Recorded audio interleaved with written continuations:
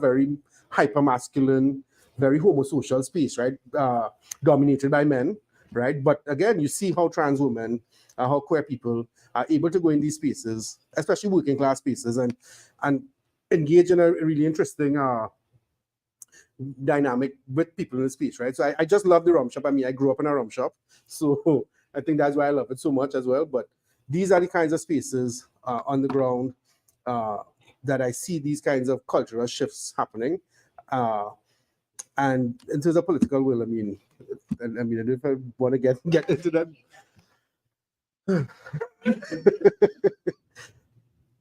I really did. Yeah. Behind closed doors, I guess. I know it because, but even during the COVID-19 lockdown period in Trinidad, I was in Trinidad for a bit, and we had to do a lot of work with various communities, with churches, with politicians and stuff, and we were having really important conversations on a personal level with these people. But again, that political will to get to be out there on the forefront, making statements, supporting publicly. We saw that they were afraid, right? No one wants to be the politician or the religious leader or the leader to advance what is probably going to be seen as a particular agenda. So again, I think just on the personal, intercultural level, we need to work to change these minds and hearts in our personal interactions, in the transgressive spaces, and so forth. Fantastic. And I think, unless there was another burning question to close, I think that's a good segue into the next presentation.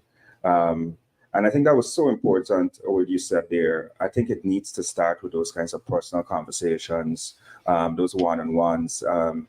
With these conversations with our Member of Parliament, our former mayor, started last month at the Pride Symposium. And we're continuing to have those conversations, not just in these formal spaces and settings, but like Gita mentioned, we met yesterday right here at the Hertmanston to debrief on some of the issues that came up at the Pride Symposium and how we could advance it in the context of Guyana. And I think all of that is important towards building that culture that she's referring to, building that political will. And if we could do it well enough and get through 65 people within an election cycle, maybe we'll see some change before the 65 people change in composition again every election. Yeah, I'm just thinking of one thing again. I mean, I work a lot with CAISO in Trinidad. CAISO has been producing a policy agenda since 2009. Every election cycle, they produce a document based on research that they do for the 5 years.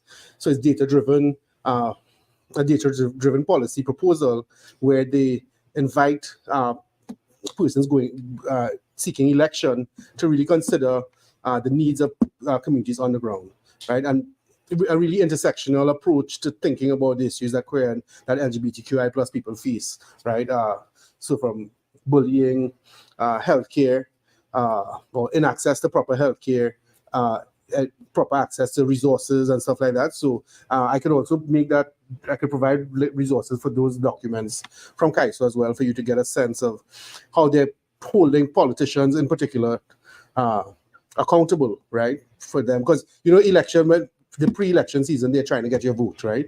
So they're like, okay, so you need, where are you meeting us, right? And little change has been observed, but I think that's also a really good approach to engaging with persons seeking election in office that I see happening in Trinidad.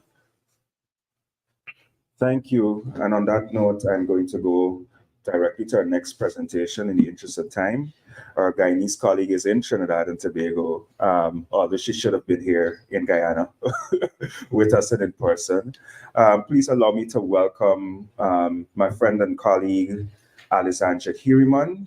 She is a Guyanese MPhil candidate at the University of the West Indies campus, studying interdisciplinary gender studies. And she is currently embarking on her master's thesis, which I will allow her to introduce and talk about. So Alessandra, you're on the screen. I think we can hear you if you unmute your mic, and everybody can certainly see you. Thank you, Joel. Hi, everyone. will you be sharing my PowerPoint presentation? Yes, I think that's the plan. I think we're going to share from up here. I'm going to ask Jeffrey to deal with the tech.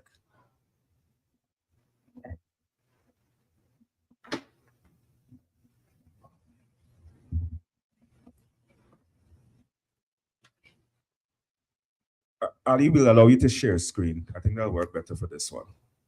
Right? Okay, let me see. Yeah. Okay, I may have to turn my camera off. No problem. To navigate the slides. Okay, let me see. Screen. I think it's this one.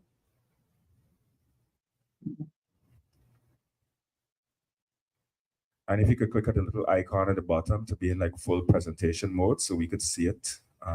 Yeah.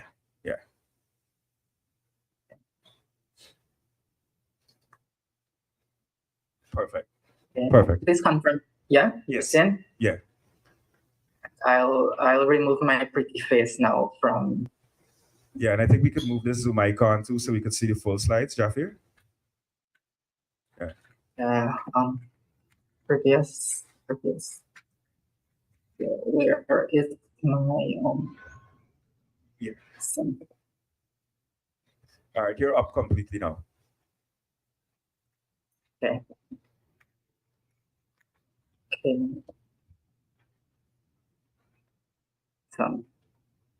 So once again, thank you, Joel and SASA team for organizing this book launch for Dr. Atai and giving me the opportunity to also present my current research project that I'm completing as part of my MPhil in interdisciplinary gender studies. The title, it's a working title, but I really feel good about this title. The title of the research project is Gender Generation Genres, a genealogy of a history of transgressive experiences and embodiments in post-colonial Guyana.